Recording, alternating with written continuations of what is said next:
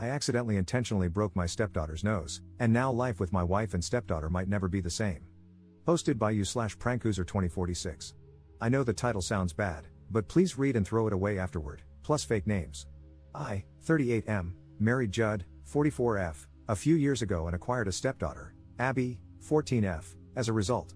I started dating Judd when Abby was 8, met her when she was 9, and married Judd when she was 10.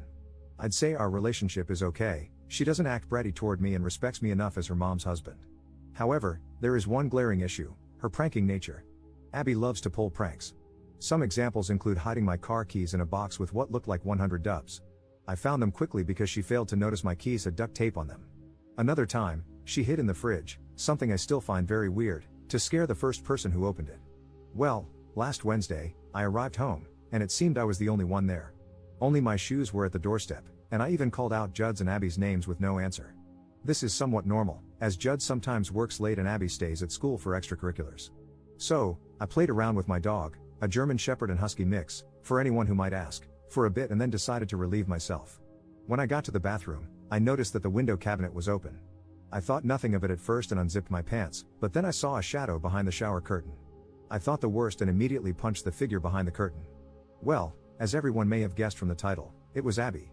She was making a prank video, and I hadn't noticed that she had propped her phone up on the bathroom cabinet with 2 cups.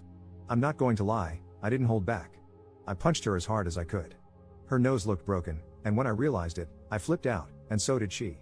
After maybe 5 minutes of freaking out, I drove her to urgent care and informed Judd of the situation. Her nose was indeed broken and would need about 6 to 12 weeks to recover. Abby won't talk to me, and as for Judd, she thinks my actions may have been justified but also believes I should have approached the situation with more caution, though she has refused to elaborate on that. Relevant comments. Commenter. You punched someone. I don't need to read it to know you suck. Ops response. Well, I thought she was a junkie who invaded my home, but okay. I'll be more cautious next time.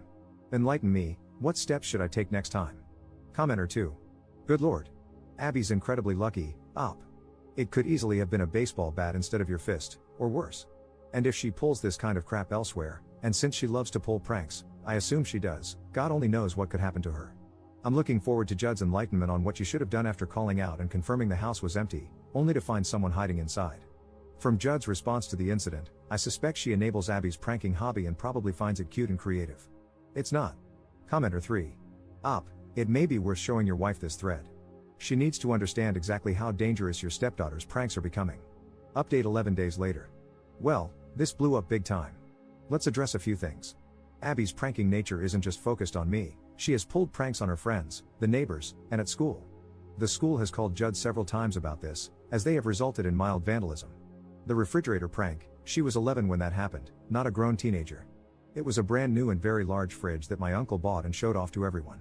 She climbed in until he opened it again. Judd yelled at her, saying that she could have suffocated in there, and took her outside to scold her for a few hours. The video doesn't show the toilet at all, just the shower curtain. However, the issue still remains that this was a massive invasion of privacy. The video has been deleted, and Abby has admitted it was purely her fault. Now, the update. It's been a chaotic week. Judd still refused to elaborate on how the situation should have been handled. I showed her the post, and as a result, she did a complete 180. She suddenly thought it might be time to stage an intervention, and I agreed. We brought some of her friends, as well as my cousin's wife, Jess. Jess is an officer from another state, and Abby seems to respect her. In this intervention, we stated how we were each affected by her various pranks and how, in turn, they affected her. Jess also spoke about how many of these pranks border on criminal territory, meaning she could be arrested or face retaliation. It seemed to have gotten to her, and Abby cried a bit and promised to do better. When everyone else left, Jess stayed behind and brought to our attention a disciplinary camp that we could send her to. The program is 6 weeks long and involves group therapy, individual therapy, and constructive projects, whatever that means, and is held on a university campus. The program apparently has good reviews. Judd seems dead set on sending her to figure out her core problems. I'm a little hesitant about sending a kid away from home, but I'm the step-parent, so I have no say. Relevant comments. Commenter. Being sent away seems extreme. Have you looked into this program? Is it held at a religious college? She might end up abused at some of these types of teen rehabilitation camps or just exposed to kids who are worse. I realize it might not be your call, but I would suggest trying local therapy first, long before sending a kid away. Ops response. And I agree, sending a kid away from home will probably just damage them more.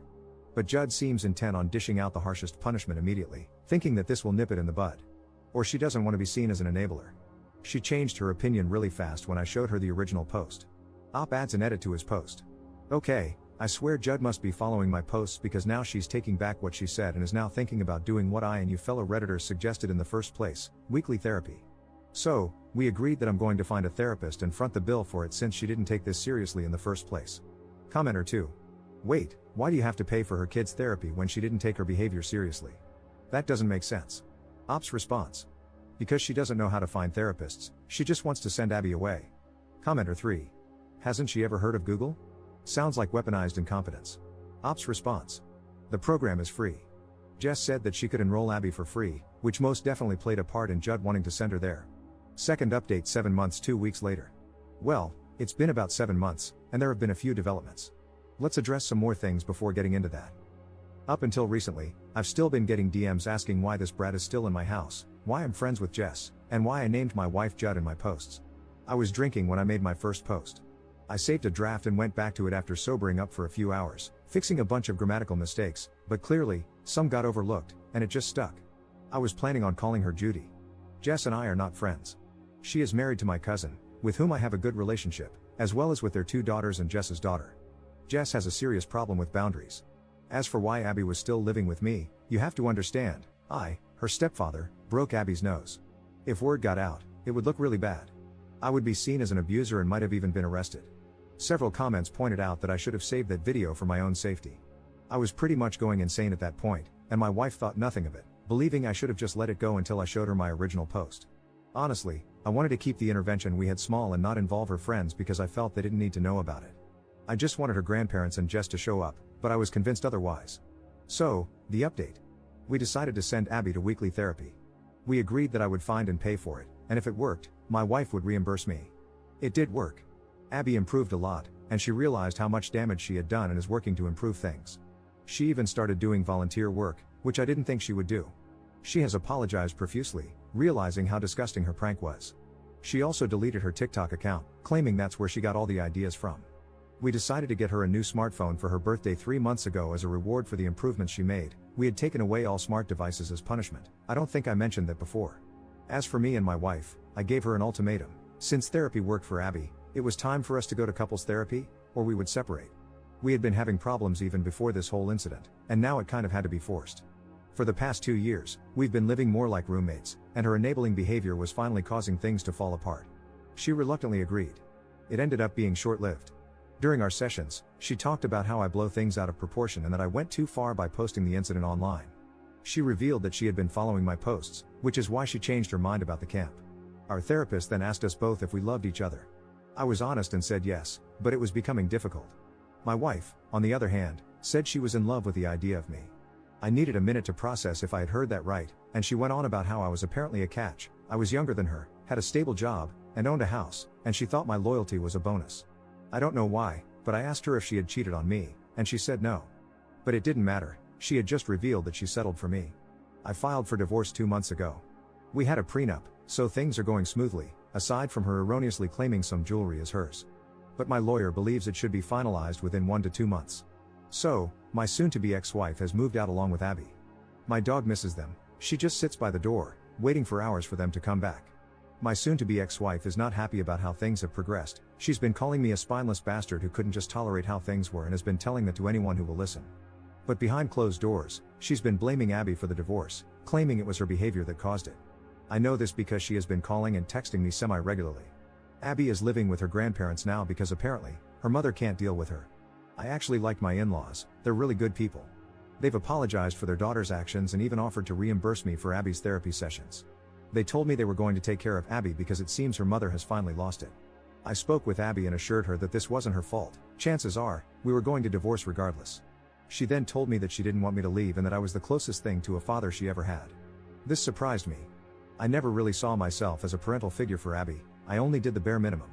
Outside of that, I just paid for school events, supplies, and would carve out some time for her, but I left it up to her if she wanted to spend time with me. I told her that maybe when she turns 18, we can pick up where we left off, but until then, I don't think we can see each other.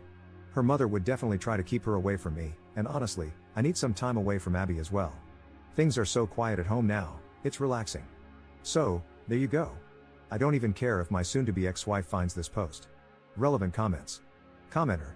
I'm 42 and single, but I'd rather be single than settle. Her lying about her feelings for you prevented you, during your relationship, from having the chance to find someone who truly loves you. It's the same with people who cheat, they're just keeping their victim from finding something better. Ops response.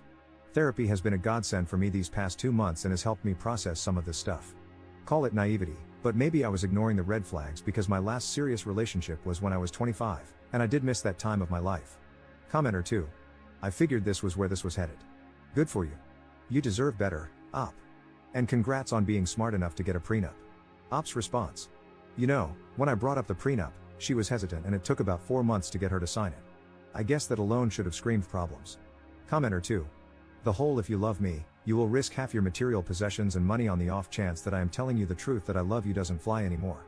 Anyone, man or woman, who gets married without a prenup is an idiot. You, sir, are not an idiot, but there are still lots of them out there. Commenter 3. That honestly sounds like you were leaving a massive crap show. One thing is the whole Abby craziness, but it makes sense. She's so unadjusted with a mom who thinks the idea of a person is enough.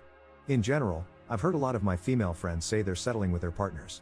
I am a woman myself, and I've always found it strange that some women tend to see themselves as the better one in the relationship rather than as equals. It's a weird thing. But at least you're free now. Hopefully, there's someone out there who will love you for who you are, not just the idea of you. Congrats on getting out. And the prenup was at least a clever move. Remember to do that next time you decide to marry someone. You never really know which ones will turn back crap. Some of them are good at hiding it, sadly speaking from experience. Op's response. I don't think I will ever marry anyone again.